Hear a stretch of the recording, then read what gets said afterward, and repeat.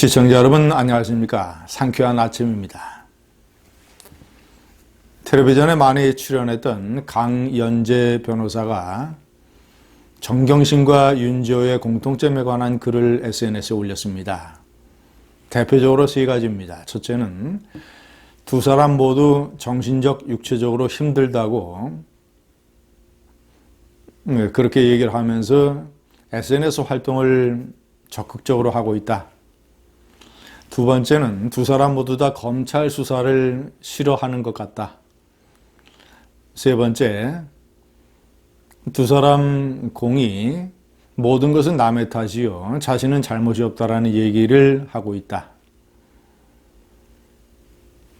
그렇습니다. 윤지호는 캐나다에 도피를 하고 있는데 한국에서 강제 소환 수사 얘기가 나오자 이렇게 얘기합니다. 자신은 정신적, 육체적으로 매우 힘들다.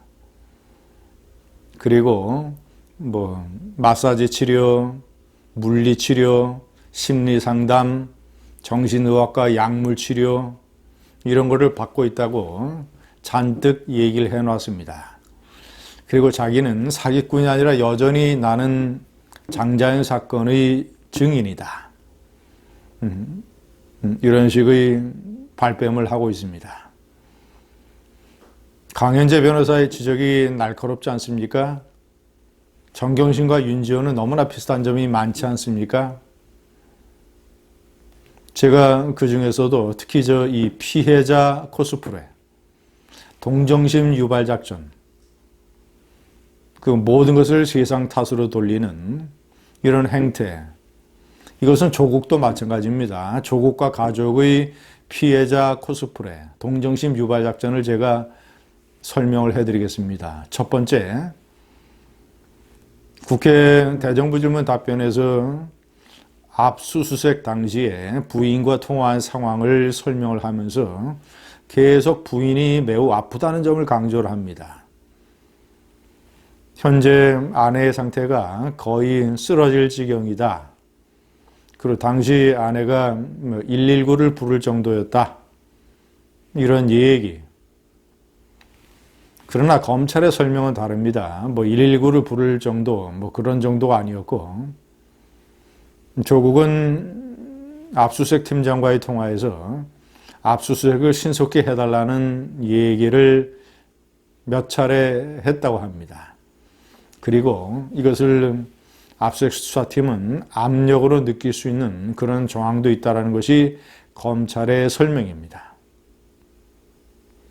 조국은 국회 청문회에서도 혼자 살고 있는 딸의 거처에 남자 기자들이 취재하기 위해서 야밤에도 문을 두드린다. 그러면서 딸이 얼마나 정신적으로 스트레스를 받고 있겠느냐라는 식의 일종의 대중의 동정심을 유발하는 그런 발언을 했습니다. 그러면서 눈물을 보였습니다. 하여튼 기가 막힌 이 피해자 코스프레. 두 번째, 조국의 아들이 소환된 것이 지난 24일입니다. 24일은 딸의 생일이었다고 합니다. 그런데 소환이 됐고 엄마가 아들을 따라서 검찰청에 가는 바람에 가족들이 생일 식사도 못했다. 자, 그래서 그 다음날 25일 퇴근을 하면서 조국이 딸의 생일 케이크를 가지고 가서 그리고 같이 잘라 먹고 딸을 위로해 줬다. 이런 얘기가 나왔습니다. 민주당의 어떤 의원은 그 사진을, 언론에 보도된 그 사진을 띄우면서 역시 또 동정심을 유발하는 그런 작전을 썼습니다. 저는 그 장면을 보면서 여러 가지를 많이 생각을 했습니다. 물론 생일 파티를 못한 가족, 그래서 그 다음날 아버지가 퇴근을 하면서 생일 케이크를 사가지고 간다. 충분히 있을 수 있는 일입니다. 평범한 가정에서 많이 벌어질 수 있는 일입니다. 그러나 조국이 이걸 몰랐을까요? 그 자택에는 많은 기자들이 여전히 조국의 퇴근을 기다리고 있고 최근에 조국이 퇴근할 때 사진이 찍힌다는 것을 몰랐을까요? 자신이 생일 케이크를 들고 가는 장면이 당연히 언론에 사진 찍힐 것이다. 그러면 신문에 보도될 것이다. 이런 생각을 왜 안 했겠습니까? 당연히 자연스럽게 따라오는 피해자 코스프레 전략 아니겠습니까? 나는 죄인이다. 우리 가족도 많은 잘못을 저질렀다. 내가 법무장관을 할 수 없이 맡고 있지만 이 사회와 국민의 따가운 시선을 피할 수가 없다. 그렇다면 내가 생일 케이크를 들고 가는 장면 같은 것이 찍혀서는 안 되겠다라는 생각을 만약에 했다면 다른 사람을 통해서 생일 케이크를 미리 집에 갖다 놨을 수도 있습니다. 왜냐, 부인이 생일 케이크를 사려면 일부러 밖에 나와야 되고 그러면 언론과 마주쳐야 되기 때문에 부인이 사기 어려운 상황이라면 다른 사람을 시켜서 미리 갖다 놓고 가족끼리 조용히 늦은 생일 파티를 할 수 있었을 것입니다. 조국은 철저하게 계산한 것 아니겠는가?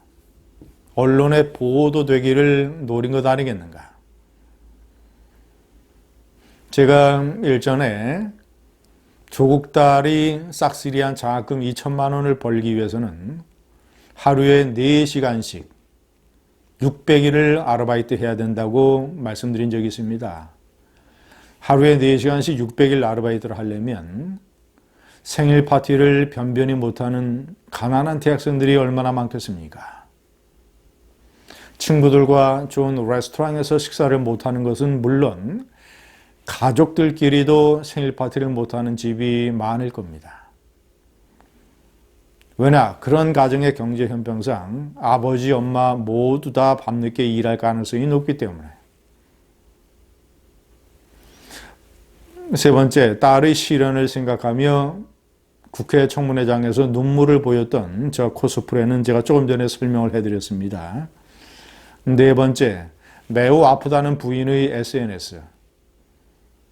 정경심은 자신이 그렇게 정신적, 육체적으로 아프다면서 적극적으로 SNS 활동을 하고 SNS에서 이런 얘기를 많이 합니다. 딸을 다독거리면서 나는 울지 않았다. 왜냐하면 당연히 그렇지 않겠습니까? 자신이 우는 모습을 보이면 딸이 더 약해질까 봐. 딸이 또 소환에 대비해서 밤새 퉁퉁 부은 눈으로 나설 때 나는 또 울지 않았다. 아주 SNS를 들여다보면 나는 그날 딸의 앞에서 울지 않았다. 우는 딸아이를 아빠가 다독일 때도 나는 안아주지 않았다. 이런 식의 글을 올리고 있습니다. 이것은 정경심이 자신이 대단히 정신적으로 강한 여자라는 것을 보여주는 것 아닙니까? 이 말이 사실이라면. 자, 그렇다면 압수수색 팀이 들이닥쳤을 때도 남편에게, 출근한 남편에게 전화를 하는 일을 하지 말아야죠. 왜냐? 조국 가족은 미리 압수수색에 대해서 얘기 안 했을까요? 당연히 언론에서 조국 집도 압수수색해야 된다는 얘기가 많이 나오고 있는데, 자, 부인과 아들, 딸을 모아놓고 얘기 안 했을까요? 언젠가 우리 집에도 압수수색이 닥칠지 모른다. 아마도 내가 출근한 이후가 될지 모른다. 자, 그렇다면 절대로 동요하거나 흔들리는 모습을 보이지 말고 이렇게 대처하라는 얘기를 사전에 안 했을까요? 안 했다면 그것도 비정상적인 가족입니다. 빤히 보이는 상황을 논의하지 않았을까요? 그런 논의가 있었는데 정경심이 전화를 남편에게 했고 또 남편은 압수수색 팀장과 통화를 해서 또 커다란 물의를 일으켰습니다. 여섯 번째, 생일 만찬 못한 가족의 뻔뻔스러움. 제가 조금 전에 자세히 설명을 해드렸습니다. 생일 저녁을 하지 못하는 가난한 대학생들이 이 땅에 너무나 많다. 일곱 번째, 공인인 아빠에게 누가 되지 않기 위해 아들이 무척 노력했다고 정경심은 SNS에 쏟습니다. 그런 아들이 검찰에 소환되어서 나쁜 놈으로 몰려가면서 엄청난 시련을 당하고 있다는 것이죠. 착한 아들이 엉뚱한 시련을 당하고 있다. 이것이 코스프레 공식입니다. 그래, 아빠가 공인이 됐는데, 그것도 정권의 2인자, 3인자, 민정수석이 됐는데 2달 만에 완전히 최종적으로 20억 원이 투자된 묻지마 펀드를 합니까? 부인이?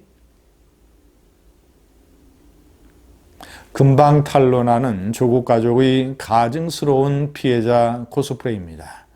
정경심과 윤지호의 공통점. 감사합니다.